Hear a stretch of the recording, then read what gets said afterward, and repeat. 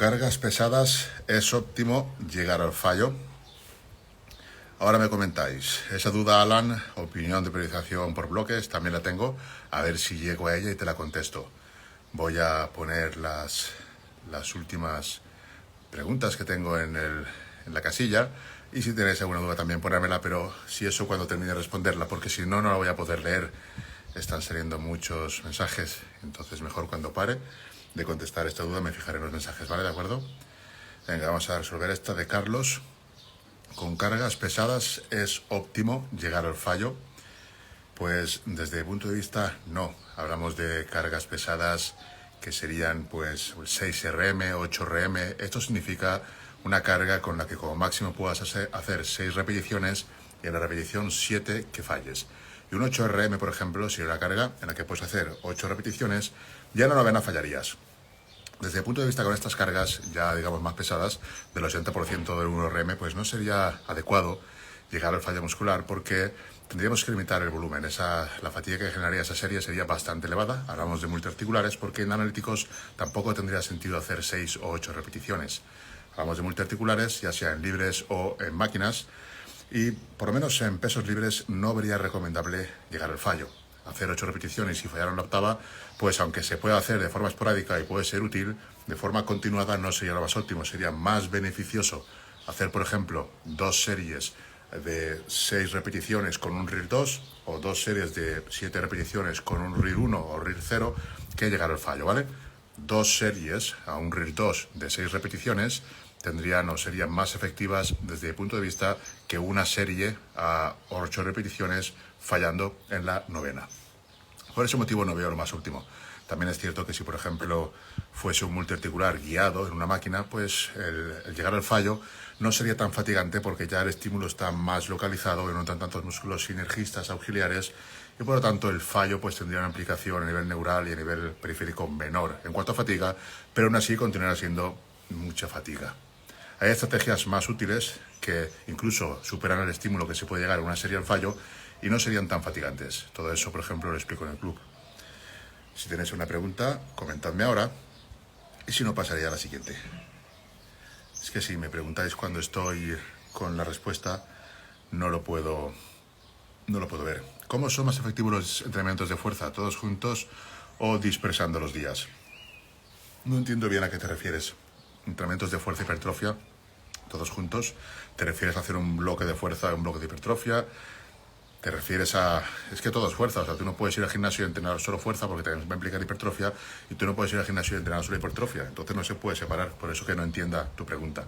Lo que pasa es que dependiendo del rango de repeticiones tendrás adaptaciones específicas más en cuanto a fuerza o en cuanto a hipertrofia, dependiendo del rango. Eso en principio, porque realmente lo que va a suceder es que vas a tener siempre adaptaciones en fuerza, lo que pasa es que si trabajas en rangos altos tendrás adaptaciones en fuerza a rangos altos y si trabajas en rangos bajos tendrás adaptaciones en fuerza en rangos bajos. Me pregunta Nacho, ¿es verdad que en definición no son tan importantes las proteínas? Sí son importantes las proteínas siempre, nadie ha dicho eso. Yo, por ejemplo, sí las suelo bajar un poco porque normalmente venimos de una fase de volumen en que las proteínas estaban altas, quizás estaban en 2,5 o quizá incluso 3. En definición no las veo útiles tan altas. Prefiero priorizar carbohidratos también, que desde mi punto de vista es muy importante que estén en un rango estable y que sea útil. Se ha visto que en definiciones naturales los atletas que mejor llegan a la competición son los que menos restringen los carbohidratos. A partir de ahí estrategias hay muchas y no tiene por qué ser una buena y otra mala, sino todo va a depender del contexto tanto individual como de las circunstancias o de lo que quiere mejor, sienta uno que le va bien. ¿Qué opinas de Jeff Cavaliere, de Atlean X? Cosas que no estés de acuerdo con él. Gracias. No te puedo decir nada porque no he visto... Que yo recuerdo, no he visto nunca un vídeo entero suyo, he visto algún trozo y no sé, no puedo decir nada, no es algo que me interese. Quizás tenga cosas súper interesantes, pero no es el tipo de cosas que yo veo. Tony, con mi Gym Bro seguimos tus consejos al pie de la letra y los resultados son asombrosos. Pues me alegro mucho, Cucho. Para eso estamos, para ayudar y me alegro que vaya bien. Pregunta Carlos. ¿Los días que no se entrena es recomendable bajar las calorías? Pues bueno, va a depender. Al final lo que va a contabilizar es el cómputo total de la semana. A partir de ahí, pues dependiendo de casos, va a ser más óptimo bajar las calorías o puede que en algunos casos interese mantener la ingesta estable. ¿Cuándo sería óptimo bajar las calorías? Desde el punto de vista, la mayoría de veces sería lo más óptimo. ¿Por qué? Porque en mis entrenamientos, por ejemplo, me gusta trabajarlos con los carbohidratos altos, con depósitos de glucógeno llenos, y para recuperarme también prefiero meter carbohidratos los días de entreno, aumentar la ingesta calórica a base de carbohidratos, sobre todo los días de entreno, y los días de no entreno reducirlos. Preferiría eso que no mantener una ingesta lineal con carbohidratos en exceso los días que no me van a hacer falta. Ahora bien, si en tu caso concreto te cuesta mucho ganar peso y no consigues ganar pues ni medio kilo cada 2 semanas, en ese caso muy probablemente en este caso sería conveniente mantener la ingesta elevada pues todos los días, incluidos los días de descanso. Ya digo que va a depender de la estrategia, del atleta, pero desde el punto de vista sí sería más interesante, especialmente en periodos de déficit y probablemente también en volumen, por lo menos yo lo hago así, reducir la ingesta de calorías los días de descanso. ¿Cómo logras estar tan pesado sin tener palumboísmo? Palombismo. Pues no lo sé, tampoco es que esté muy claro por qué sucede todo esto. Imagino que es un abuso de hormona de crecimiento. Yo usé poca, la que usé siempre China, la más barata, que ni siquiera sería buena, y GF1 no usé. Entonces, por ahí hay unas vías de no crecimiento de órganos internos, y luego otra vía es el abuso de anabólicos. En ningún momento abusé, tomando en exceso cantidades y sobre todo durante mucho tiempo. Al final mi uso fue reducido en cuanto a años y no tuve ningún efecto en ese aspecto. Tampoco hice los volúmenes demasiado largos. Mis volúmenes eran de 6 y 8 semanas, todo lo contrario que los gurús y los maestros y los ingenieros técnicos de la hipertrofia y del entrenamiento dicen que no hay que hacer, que hay que aumentar la masa muscular y bla, bla, bla, bla. Mis volúmenes eran de 6 y 8 semanas y por eso nunca llegué a dilatar en exceso el estómago. Sí es cierto, cuando comía 10.000 calorías al día, pues estaba completamente dilatado, pero eso duraba 6 o 8 semanas, tampoco se podía mantener más y luego el estómago volvía a su estado inicial. Tampoco es lo más recomendable, no son cosas que pueda hacer todo el mundo. La genética manda y no todo el mundo puede comerse 10.000 calorías y aunque quiera, aunque se mate, de hecho es lo que va a pasar en la mayoría de gente, no se puede, ¿vale? Eso solamente lo pueden hacer algunos que tienen esa genética para conseguirlo. Y también es entrenamiento, porque no fue siempre así. A mí 5.000 calorías y 4.500 me dejaban reventadísimo. Hasta que descubrí que el pollo y arroz y todo lo que se come en culturista es una basura y tenía que introducir alimentos pues como los cereales de chocolate, todo ese tipo de cosas más digeribles que no me suponían tanto esfuerzo a la hora de sumar calorías. Musculator. Si tuvieras que elegir un suplemento como preentreno, ¿cuál elegirías? Si tuviera que elegir solamente un suplemento como preentreno, elegiría la creatina. Sé que no es un suplemento que necesariamente haya de tomarse preentreno, pero en vista de los múltiples beneficios que tiene, sería el suplemento que yo elegiría, sobre todo a medio plazo. Si quisiera, por ejemplo, un suplemento a corto plazo, entonces ya elegiría la cafeína.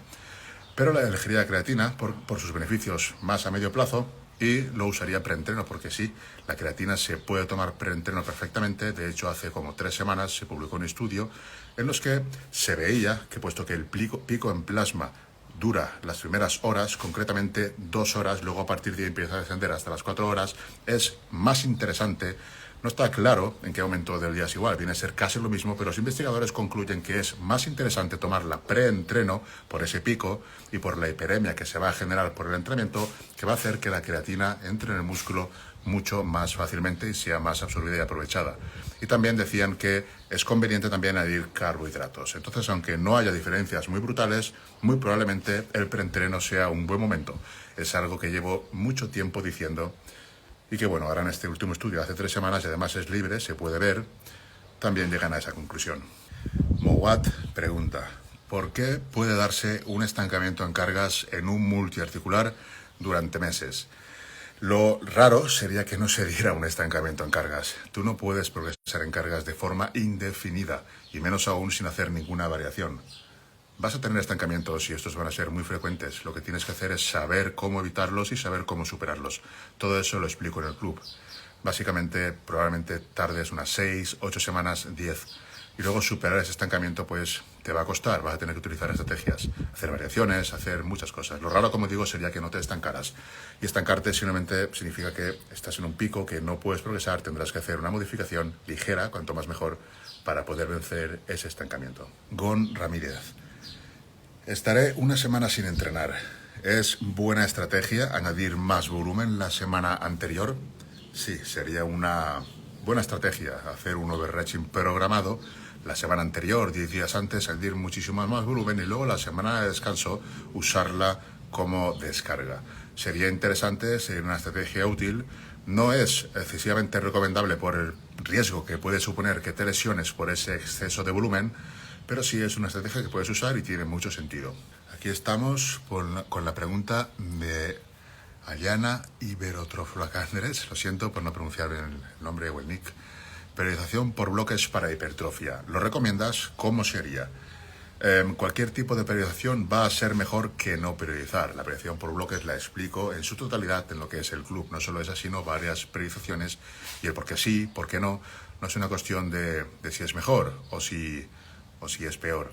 Si es bueno si se acerca y te lleva a los objetivos que tú quieres. Aquí en este caso, a mí no me gusta la periodización por bloques en cuanto a que tenemos un bloque de hipertrofia y un bloque de fuerza, porque si lo que yo quiero es hipertrofia, ese bloque de fuerza no está siendo lo más específico hacia mis objetivos.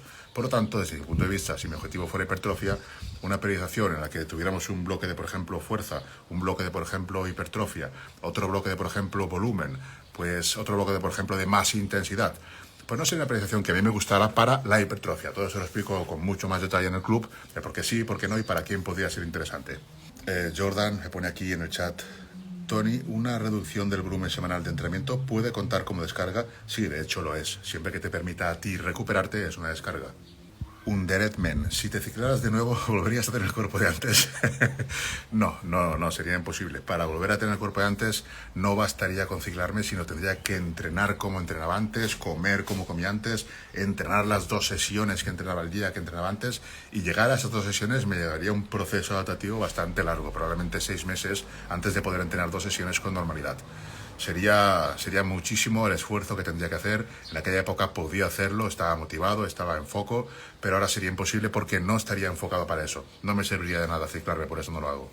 Me pregunta aquí en el chat Alejandro AOB: cuando hay poco tiempo para sesiones, ¿es mejor elegir ejercicios en los que sientas el músculo? Cuando hay poco tiempo para cada sesión, ¿es preferible ejercicios en los que sientas el músculo? Independientemente si tienes poco tiempo o tienes mucho tiempo, más vale que elijas ejercicios en los que sientas el músculo, más o menos. Un multiarticular, pues probablemente el estímulo esté mucho más disperso y no vas a sentir un músculo muy focalizado, pero siempre va a ser interesante que en tus ejercicios sientas bien el músculo, porque si no, deberías plantearte si ese ejercicio debería estar en tu selección de ejercicios. Santi: buenas, ¿cómo divides tu comida entrenamiento? Bueno, tu día, comida, entrenamiento. Pues el entrenamiento voy normalmente por la mañana, a veces por la tarde, depende si entreno con Marcos o si entreno con mi chica, pues voy a una hora u otra. Por la mañana me levanto, me hago un café y después a media mañana o bien un batido o bien una tortilla. Normalmente últimamente suele ser un batido. Luego una comida post-entreno, si entreno por la mañana, y luego por la noche pues un par de hamburguesas o una pizza. No tengo mucho que explicar aquí, ni tampoco soy un ejemplo a seguir porque no sigo una dieta estructurada. Ya digo que mis prioridades ahora no son otras, entreno porque me encanta, pero no es un reto estar fuerte. Si quisiera estaría, pero es que no quiero estar, o sea, no necesito estar. No es una cosa que sea una prioridad ahora, tengo otras, desde mi punto de vista, pues más motivantes para mí. Por eso no soy un ejemplo a seguir en cuanto a la dieta y demás, ¿vale? Simplemente pues hago lo que me apetece y ya está. Charlie: ¿cuánto tiempo recomiendas ser natural hasta que uno decide pasar al siguiente nivel? Gracias. Bueno, yo recomiendo ser natural siempre. O sea, es lo mejor en cuanto a salud. El usar fármacos, pues más o menos siempre te van a repercutir de alguna manera. Entonces, no lo recomiendo. A partir de ahí, pues, antes de pasar a usar fármacos, tendrías que ser muy bueno entrenando. Eso que no te quepa duda. ¿Y a qué me refiero? Pues a llevar mucho tiempo entrenando. ¿Por qué? Porque hay una serie de conexiones neurales que van a llevar muchísimos años de que se formen bien. Si tú no las tienes y pasas a usar fármacos, lo que vas a hacer es que aunque tengas toda la potencia para conseguir crear masa muscular, no se va a generar porque, digamos que hay 2 formas de estimular. Una que sería estimular el sarcómero por activación voluntaria y otra que sería mediante la unidad de la reclutación de unidades motoras, que marcaría las fibras que se tienen que estimular, no los sarcómeros, sino las fibras. Vas a necesitar que esas unidades motoras estén bien entrenadas para inervar muchísimas fibras y eso va a hacer que además de los anabólicos, pues consigas estimular todas esas fibras. Si tú no tienes esas conexiones neurales bien hechas, vas a estimular muy pocas fibras, por lo tanto tu uso de anabólicos pues no te va a ser muy eficiente. De ahí que haya gente que con pocos años de entreno empieza a usar y directamente pues parece que ni entrenan, no se hace absolutamente nada. No es cuestión de que no tengo receptores a la química, no, es que no sabes entrenar, no llevas el tiempo suficiente y tampoco sabes conseguir un buen estímulo. Entonces, 0 por 0 o 0 por 20 que te da la química es nada. Si tienes un 10 por 20, incluso bajando dosis, vas a multiplicar mucho más tus resultados. ¿Se entiende esto? 0 por 1000 es 0. Pablo me pregunta aquí en el chat, Tony, ¿cuánto ejercicio por músculo recomienda campeón? Bueno, esto ya es muy individual, pero puede estar seguro que entre... ejercicios, pensaba que era series. Ejercicios pues va a depender del músculo. Hay músculos que con 2 ejercicios va a ser suficiente y otros músculos que vas a necesitar más ejercicios. Va a depender del músculo. Siempre variedad. Lo ideal serían 3-4 ejercicios dependiendo del músculo, pero con un solo ejercicio es imposible desarrollar ni un grupo muscular, ni siquiera un único músculo. ¿Qué diferencia hay entre el curso y el libro de RFS? Si solo pudieras elegir uno, ¿cuál de los dos? Si solo pudiera elegir uno, sería el curso, porque en el curso está el libro en su versión digital. Y aparte, el curso es mucho más avanzado. En el curso hay también decenas y decenas de vídeos prácticos donde explico los ejercicios con técnicas avanzadas y usando la RFS. Explico los riesgos que hay, explico que es algo experimental, que no está testeado, que no hay estudios, solo estamos nosotros obteniendo todos buenísimos resultados, pero no es algo que pueda escribir en un libro porque alguien podría salir lastimado, ¿vale? Si lees el libro o ves el curso, verás que hay que tener una serie de precauciones antes de empezar con protocolos avanzados. Por eso recomendaría o bien leer el libro antes de empezar con RFS, o si quieres profundizar, directamente el curso. Es lo más completo que hay, tanto por todos los vídeos que hay con todos estos ejercicios, como con todas las recomendaciones que hay en cuanto a aplicación de RFS con técnicas avanzadas, que eso no está en ningún sitio ni en ningún estudio, porque es que no hay estudios en ese aspecto. Asibu, ¿en el club hay alguna formación para saber llevar una dieta dependiendo de la etapa? En el club se explica todo. Llevamos ahora 2 meses y en nutrición todavía no hemos entrado. Vamos a entrar porque tenemos tiempo de sobra, pero se va a explicar todo. Se va a explicar todo para que tú seas autosuficiente para llevar tu entrenamiento y llevar tu dieta, e incluso que sepas llevar a otros atletas si quieres, porque se van a explicar todos los supuestos, incluidos atletas novatos, intermedios, avanzados, chicas, usuarios de fármacos, cómo se pueden beneficiar más con el entrenamiento, con otras cosas. En fin, en el club es que se explica todo. Giampiero me pregunta, ¿a qué edad es recomendable tomar la creatina? Puedes tomarla a cualquier edad. La creatina se ha visto segura incluso en bebés. Obviamente en los estudios que se han hecho con bebés, las dosis que se empleaban pues eran mínimas, pero que es un suplemento que no se ha visto que tenga efectos secundarios, que sea peligroso. Por lo menos en las dosis recomendadas, que sea unos 5 gramos al día o 1 gramo por cada 10 kilos de peso. Si por ejemplo pesas 70 kilos, podrías tomar 7 gramos al día. Yo peso 120, pero tomo 10 gramos siempre, da igual que pese más, que pese menos, y solamente lo tomo los días de entreno, no porque sea mejor o peor, sino porque no quiero estar pendiente de tener que tomar la creatina o el resto de suplementos. ¿Voy a entrenar? Pues lo tomo. ¿Que no entreno? Pues no lo tomo. Simplemente por comodidad. Hago mucho volumen de entreno, pero me recupero. ¿Qué hago? Bajo volumen. Es muy abstracto, mucho volumen de entreno. Hablemos de series. Ahora te contesto. Imaginemos que haces 20 series por grupo muscular, sería bastante volumen. Tenemos que valorar ahora si realmente ese volumen es intenso. Si por ejemplo estás a un RIR 2 en muchas de las series, si estás a un RIR 2 en muchas de las series, entonces ese volumen no es del todo intenso que podrías. Entonces antes de medir más volumen, deberías de acercarte más al fallo, ¿no? Aumentar la intensidad. Si llega el caso de que ya tienes un RIR 0, un RIR 1, incluso fallo en algunas series, pues en ese caso, quizás deberías aumentar el volumen. ¿Por qué? Porque si te estás recuperando perfectamente, significa que llegará un punto, que puede tardar unas semanas, que te vas a adaptar a ese volumen de trabajo. Y para que el entrenamiento continúe teniendo adaptaciones positivas, tanto en fuerza como hipertrofia, va a tener que ser cada vez más desafiante. Probablemente la única manera de conseguir aumentar ese desafío vaya a ser aumentar cargas, porque si llevas meses entrenando con ese volumen y eres un atleta intermedio o avanzado, aumentar cargas va a ser muy complicado. Así que lo que deberías hacer es aumentar volumen. Ahora bien, si tu volumen de trabajo, tu volumen de entreno ya digamos que son 20-25 series, en ese caso, para no estar en el gimnasio 2 horas y media, pues lo que puedes hacer es aplicar técnicas de intensidad.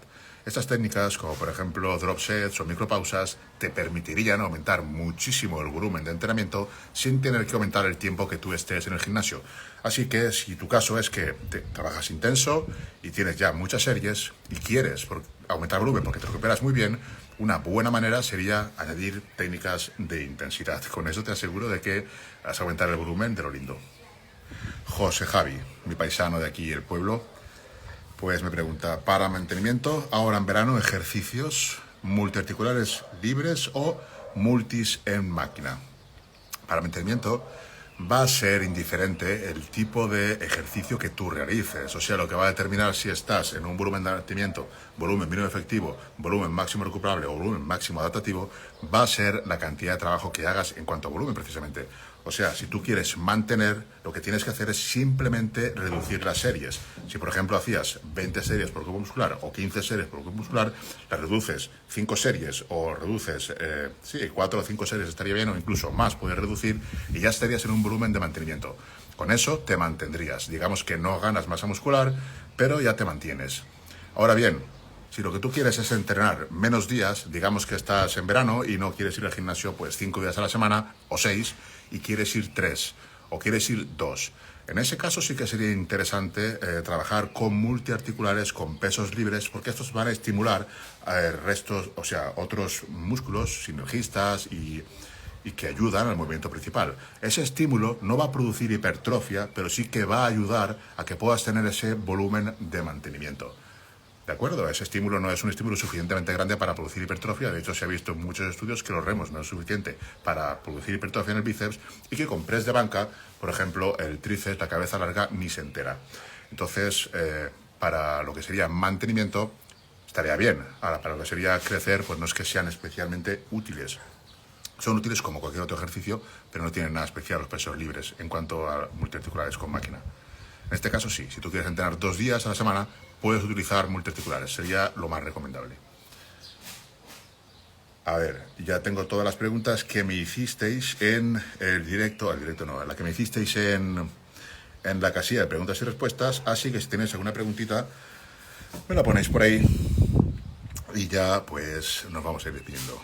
Me pregunta Eddie aquí. Buenas, Toyo. En el primer ejercicio de progreso en cargas, ejemplo, sentadillas libres, ¿es bueno empezar con repeticiones bajas para ganar fuerza? 4, ir subiendo hasta 12 antes de subir peso. Si tú quieres ganar fuerza, haz series de 4, pero no líes las cosas. O sea, haz series de 4 y otra sesión, haces series de 5, series de 6 y ganas fuerza. Si tú quieres ganar fuerza en repeticiones de 4, ganas fuerza en una sesión. Si quieres ganar fuerza en repeticiones de 12 o de 15, otra sesión úsala para ese tipo de adaptaciones. Mezclarlo todo no creo que sea lo más útil. Aparte que si tú quieres trabajar con máxima carga, series de 4, se te van a quitar las ganas luego de hacer más series a 12 repeticiones. Y aunque las hagas, ya el estímulo no va a ser igual porque las unidades motoras, la fatiga a nivel sistémico, a nivel neural va a ser elevada, no vas a poder reclutar también ya las fibras. Pero bueno, puedes probar, tus sensaciones son las que mandan al final. Desde mi punto de vista, lo óptimo sería una sesión, unas repeticiones, digamos, bajas, a 5 o 6 repes si quieres fuerza, y otra sesión, digamos, a 12-15 repes. Con ese enfoque ganarías fuerza tanto en los rangos de 4 o 6 repes como en los rangos de 12-15 repes. Te harías fuerte en esos dos rangos y de sesión a sesión cada vez serías más fuerte. Es lo que yo llamo una doble progresión ondulante, que la tienes en mi canal de YouTube explicada. Y es justamente eso. Me pregunta aquí Jordan, Tony, ¿debo hacer descansos largos al entrenar fuerza pesado? ¿Cuánto tiempo sería ideal? Sí debes hacer descansos largos para una total recuperación si lo que tú quieres es trabajar la fuerza. Lo ideal sería pues unos 4 minutos, aunque tus sensaciones van a ser las que manden. Más de 4 minutos tampoco tiene mucho sentido y menos podría ser insuficiente en algunos casos dependiendo de la intensidad que estuvieras aplicando en tus series. Bueno chicos, muchísimas gracias por estar ahí. Nos vamos a despedir. Recordar que en el perfil de Instagram tenéis la plantilla de entrenamiento para registrar vuestros entrenamientos y nos vemos a la próxima. Un saludo y hasta la próxima.